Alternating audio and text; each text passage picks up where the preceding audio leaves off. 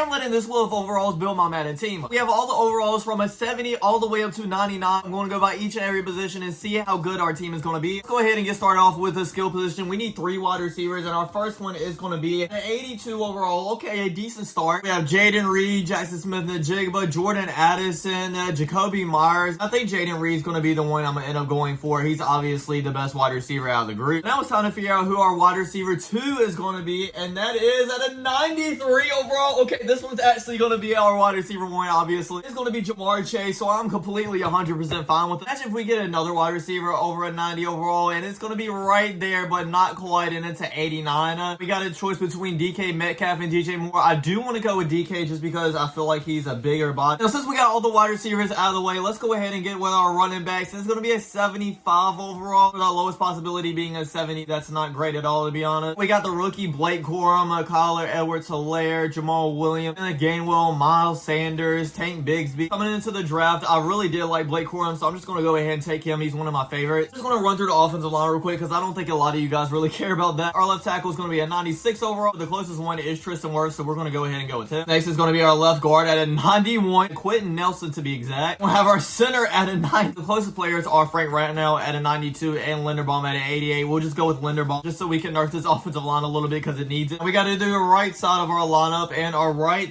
guard is going to be a 71, so that's definitely the low piece on this line. We got a couple of choices, but I think I'm going to go with Greg Von Roten. Then we need a right tackle as well at a 95, former All-Pro Lane Johnson. Let's go ahead and go to our tight end now, and we have an 88 overall, so not amazing, but it should still be a good player. Yeah, Evan Ingram, it could have been better, but I'll definitely take that. One more player to do before we hop over to our defense, and that is the most important position, the quarterback spot. Come on, please, give me a 99 overall. If it's one player I want it for, it's going to be our quarterback. Oh my god, it's going to land in the 70s, bro. Are you kidding me? A 78 overall? Why can't we at least get an 80? But it is Kyler Murray, so it is some upside to it with his speed as well. Now let's go over to our defensive side of the ball. First of all, we're going to build this defensive line up. And our first defensive end spot, we have an 84 overall. We have the choice between Will Anderson and Karlaftis. We'll just go with Will Anderson. Our right defensive end is going to be an 81 overall. Choice between Calais Campbell and Cameron Jordan. Both of them are on the older side, but I'm going to be honest, I hate Cameron Jordan, so I'm just going to have to go with Calais Campbell. Now for our 2 defensive tackles, our first one is going to be at a 75 overall, and our second one is going to be at a 71. For the 75, we have a bunch of different options here. I'm going to go with Newton just because he is a rookie. Then our 71, we have a lot of different players, but the one that pops off is going to be Shad Tuttle. We need at least one Carolina Panthers player on this team, so we are going to pick him. We can definitely get the defensive rank up with some great linebackers, and that's what we're going to do next. Our left outside linebacker is going to be at 88 overall, so that's great. Our closest is going to be at 87 overall, Joey Bosa. Next is middle linebacker at a 92 overall. Okay, he's definitely going to be the center of our defense unless we get something higher, but I highly doubt. Closest to that is Demario Davis at an 83 overall. Just had to get one Saints player on this team, didn't we? Our right outside linebacker, and that is going to be an 87. Options between Dre Greenlaw and Matt Milano. Dre Greenlaw, I'm pretty sure, is a lot younger, so we're going to go ahead and pick him. Our team is looking pretty darn good, but all we need now is a really good secondary, and it all starts off with our cornerbacks. Our first one is going to be a 93 overall, so a huge start right there. The second one is going to be, oh my god, it's going to land on a 99.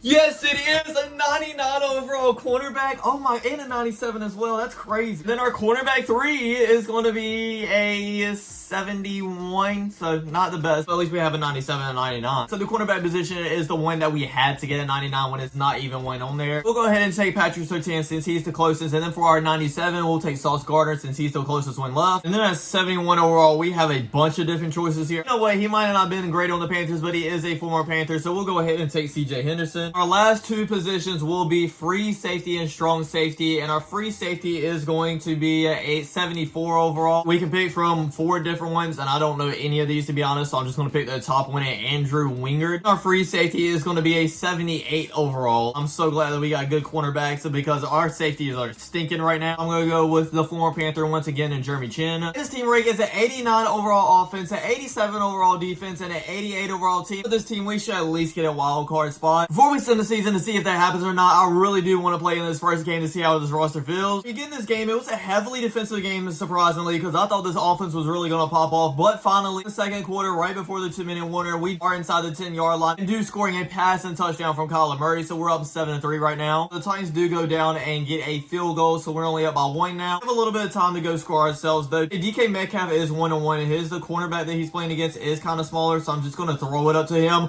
Oh my god, it is caught inside the 5-yard line. After what just happened, I'm not going for a field goal. We're just going to run out the middle with Blake Corum with 5 seconds left. He needs to get in, and he does for a touchdown. What a way for this first half to come to an end. Around the 20-yard line, so right outside the red zone now, and I don't know how Kyler Murray just completed that pass, but it's another touchdown to Evan Ingram. I kind of started thinking that this was going to be a blowout, but of course the Tennessee Titans drive right down to get a touchdown on our own, so we need to score here or they might be able to come back. That one is on a 3rd down now, and we threw a perfect pass to Jaden Reed, and he takes it all the way home for another long touchdown pass. That's 3 for Kyler Murray now. With another touchdown ran in by Blake Corum, actually did turn into a blowout like I predicted. It's all fun games. We look great in our first game, but now it's time to send to the playoffs and see if we make it in. At the end of the season, we went 12-5 and made it in, but we are also the #1 seed as well. Kyler Murray didn't have 4,000 passing yards, had 32 touchdowns, also 13 interceptions, 1,000 yards receiving, and Jamar Chase almost had it with 929. DK had 771, and Evan Ingram had 502. This first round, we have an NFC North rivalry. We have the Packers versus the Bears. With it being a snow game in Chicago, I feel like we do have the advantage, but I mean, Green Bay does play in the cold too, so I guess not. That time we are winning, but only by 4 points, 14-10. Packers go down and score a field goal, and then another one, so we're actually losing inside the 2-minute warning, and then they go and score another touchdown. Down by 9 points now with less than a minute left, so I'm pretty sure we're going to lose this game, and yes, we did. We had such a great season, #1 seed in everything, and we lose